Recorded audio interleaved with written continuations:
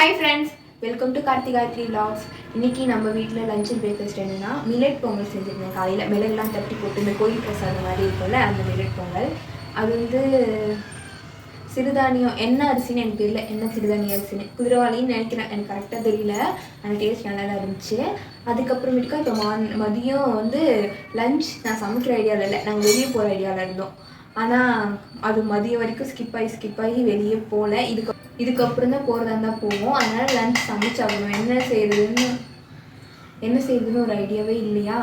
ஏதோ ஒரு வீடியோவில் டக்குன்னு இந்த பருப்பு குழம்பு பார்த்தேன். அது பார்த்தோன்னே எனக்கு சாப்பிடணும்னு தோணிடுச்சு.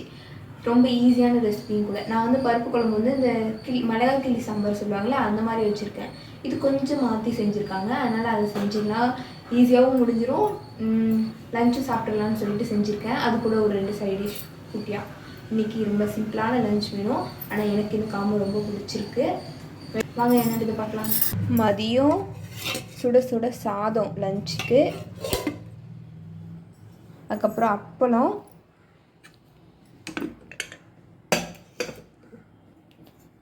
பருப்பு குழம்பு.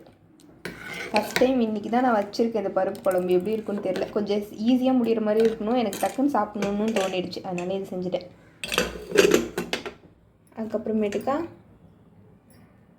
கத்திரிக்காய் கொஞ்சம் இருந்துச்சு, அதை வச்சு அப்படியே குட்டி குட்டியாக அரிஞ்சு பொரியல் மாதிரி பண்ணிட்டேன். எனக்கு இந்த மாதிரி மிளகாத்தூள் போட்டு கத்திரிக்காய் வச்சா பொரியல் வச்சா ரொம்ப பிடிக்கும். கொஞ்சம் எண்ணெயிலே வதக்கி விட்டு வச்சா இன்னும் நல்லாயிருக்கும். பட் ஆயில் அதிகமாக சேர்த்துக்கூடாதுன்றதுனால தண்ணியில் வதக்கி விட்டாச்சு. ஃபைனலாக அப்பளம். இதுதான்.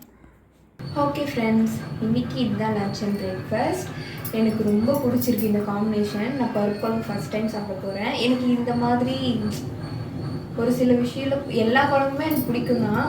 இந்த இந்த மிளகா கிள்ளி சாம்பார் கூட இந்த கத்திரிக்காய் காம்பினேஷன் எனக்கு ரொம்ப பிடிக்கும்.